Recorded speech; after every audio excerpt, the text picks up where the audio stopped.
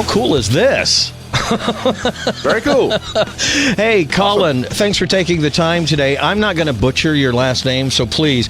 This is the drummer, the mastermind behind Dilemma, but not only that, he's a music educator. He's a whole lot of things. Collin, please introduce yourself so I don't butcher it.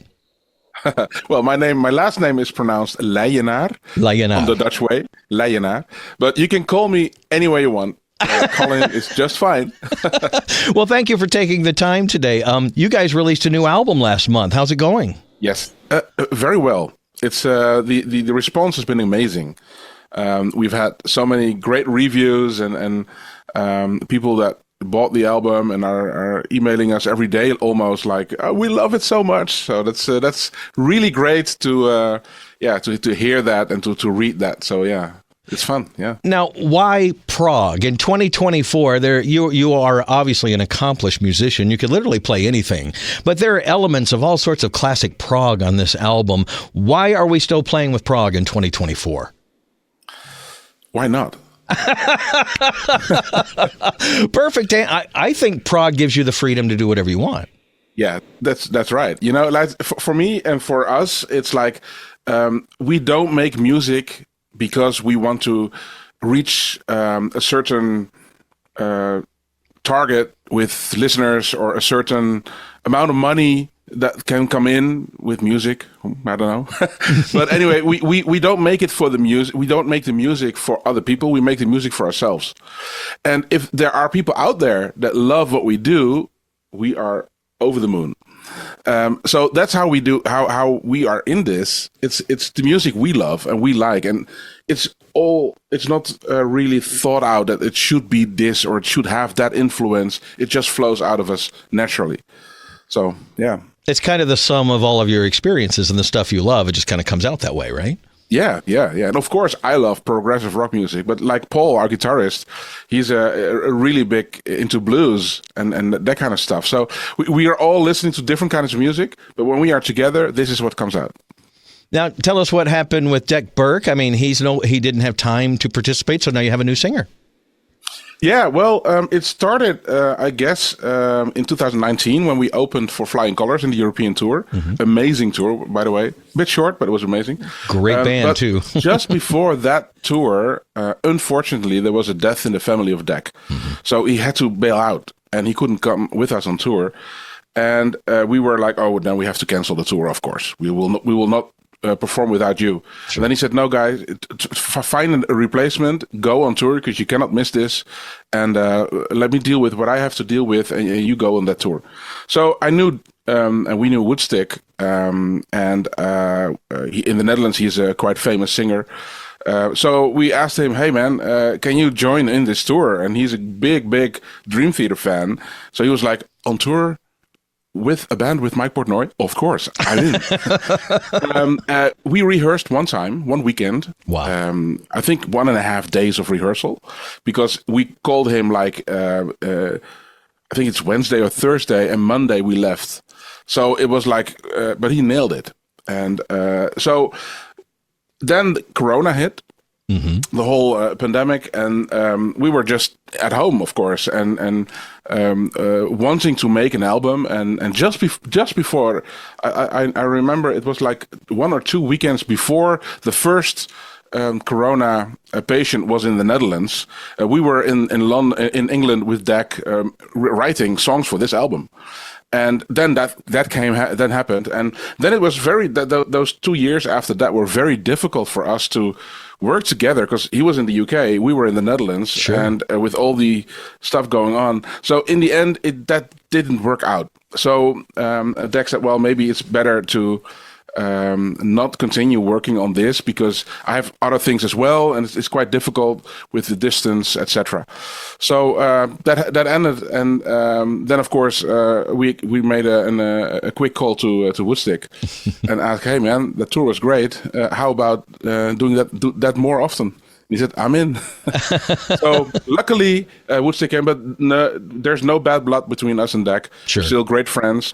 Probably working together on some stuff in the future, but he's amazing. But we were very happy that even though he quit, that we got a new singer. He's amazing as well.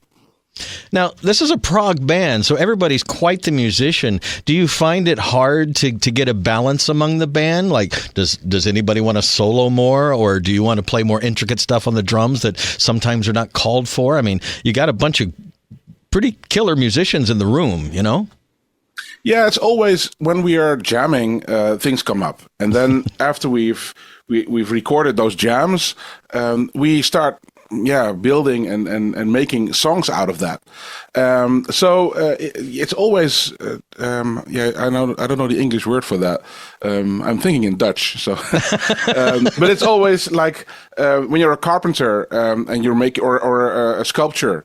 And you're making a statue. It's not just immediately there, of course. It's always like going on it in any way, shape, or form, getting it to the shape or form you want. Right, whittling away the pieces that don't fit to make it. Yeah.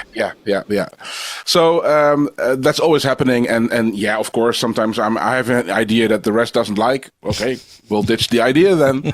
That's how we are a band. You know, it's a democratic thing. Yeah. Very good. Now, you are a consummate percussionist. You've even filled in for Mr. Portnoy. Do you come at things a little differently from the rest of the guys, from a more rhythmic, percussive place? Maybe. I know, like Christopher is a drummer as well. Woodstick is a drummer as well. Well, so so they probably agree with your ideas more often than the rest. Sometimes, yeah, but sometimes not. Yeah, it's how it goes. You know, it's a band. So, as you play the drums so well, and you have that stack of all the different snares behind you, which just looks incredible. Yeah. What do you like to play when you're not in a band rehearsing for a tour or an album? What do you like to just jam to in your home studio? Oh, very different kinds of music.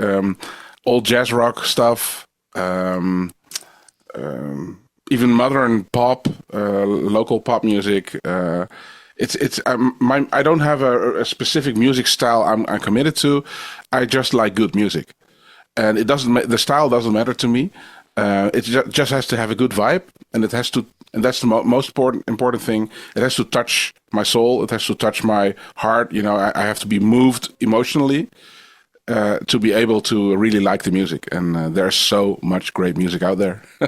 There is. It's funny when we talk to people who are younger, or the people that we grew up with who now aren't in the music industry like we are. And I still listen to the same stuff from the 80s. I still listen to the same stuff from the 90s. And it's like, there's so much good music out there around the world these days. It didn't stop. Like crazy. It's a bit too much, actually. Actually, I got to admit, sometimes my email box is a little too full of things to listen to. Yeah. Every Friday, there's this a pile of music coming out, and I can listen to a new album once, maybe twice, and then there's a new album. I need to listen to that one. So I used to know every detail of a song, of an album I bought, because I was listening to it daily. Over and over, right? And now it's just there's so much coming out. But it's also a great thing, because a lot of musicians are speaking their voice musically. So that's great. As an educator, is this something you're instilling in your students, that they need this love, this passion? Yeah, definitely. I have a music school, for the people that don't know that, in the town where I live. And we have about 300 students. I got a team of 14 teachers that are teaching. And we're expanding currently in the Netherlands with multiple places where we are opening music schools, are going to open music schools. So that's great. And what I always, maybe tell it differently, when I started with getting music lessons when I was 12 or even younger,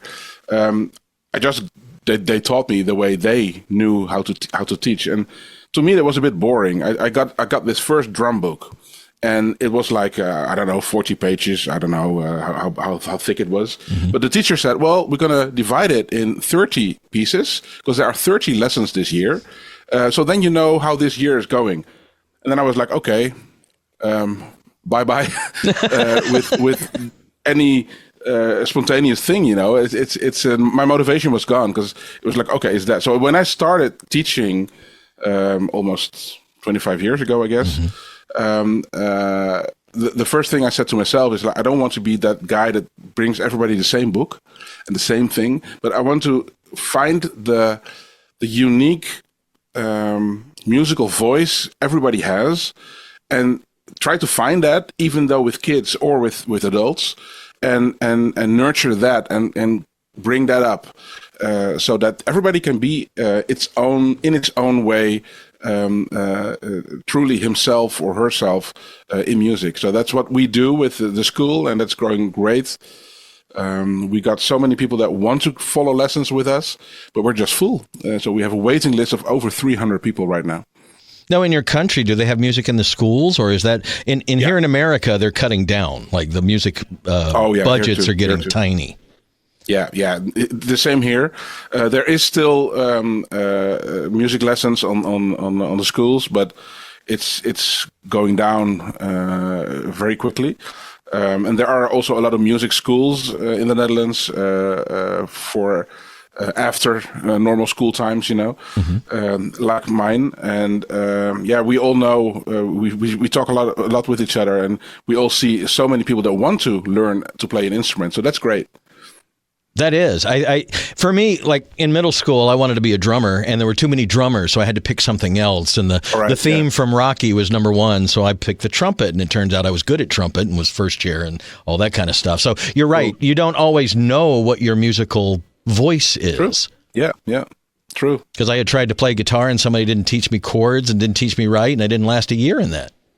Yeah, and it's also like with some teachers, they want to make little versions of the little copies of themselves in the students, Right. But that student maybe wants to play Metallica, but he's a jazz guy, so that doesn't match. And we are always trying to find the right match, so that they can grow and they can have fun, because fun is the most important part, of course. I think so. It's probably why you're in a band too. Oh, yeah. Well, let's talk about the album, The Purpose Principle. What's your favorite song on the album? Paradox Principle. Sorry. Yeah, the Purpose Paradox. The Purpose Paradox. Yeah. See, my notes are terrible. Tongue breaker. What's your favorite song? Oh, that's difficult. There are a few moments on the album that are really favorable with me. I think the ballad Thunder, the way Woodstick sings that song, man, what a singer. Now, do you guys have a choice when it comes to the singles that have been released off the album? Sorry? Did you have a choice in the singles that were released off the album so far? Yeah. We just, as a band, we decided which one we're going to do. Yeah. That's why I like to ask what your favorite is, to see if it's one of the ones that have been released so far. Yeah. Yeah, of course. And for me personally, Glow is also a favorite, because it's a song that I wrote for like 80-90%. So that's something that was close to my heart, of course. But yeah, I really love this album. Yeah. And so you listen. This is a hard question to ask someone. Do you listen to your own stuff? Do you have this in the car? Yes. Do you really? Yeah, definitely. Because I have to learn the songs, not just by, recording it once, but also we're going to perform it live. So I'm studying it. So what are the future plans? Well, next month, November 24, we will be the after show band playing right after Dream Theater on their 40th anniversary tour in Amsterdam in Avas Live. Amazing. So that's very cool. Isn't it nice to have Mike back in the band? Oh man, that amazing. First song, I was just like, "Yep, he's back." Yeah, You hear his feel, his groove, his power. Nothing his against Mangini; he's a fantastic percussionist. He's a great drummer. Yeah, but it's just a different kind of drummer. And of course, we grew up with when Dream Theater was starting out, and so the sound of Mike, a drummer, is so how do you say that in English? Iconic. Unique? Yeah, but also so very important for the sound of the band. Right. And now he's back. That sound is back. You know, that's I love it. I love that song, by the way. Yeah. Well, gee, if you're going to play that after show thing, you should talk about doing a tour. We'd love to have you guys over here. I'd love to. Yeah, we love to do tours. Yeah, of course. And how about recording any new music? I mean, there are always leftovers for an album. Do you have anything saved for a next one? Yeah, definitely. There are songs and snippets of songs or parts that we didn't use. But if they will be on the next album, we don't know. We'll just see what happens. There are some new ideas already. People are having ideas throwing around already. And yeah, we'll see what happens. We hope we will not wait that long again for the next album, I guess. Well, I hope not. It was 6 years in between the last one. Yeah, that was a bit long. That's a bit lengthy. People start to forget. Yeah, maybe. yeah. Well, we're not only doing music, of course. Sure, you have a school. You have other things going on. Yeah. Well, thank you so much for taking the time today. It was a pleasure to finally meet you virtually. The same here. And we should do this again sometime. Yeah, I would love to.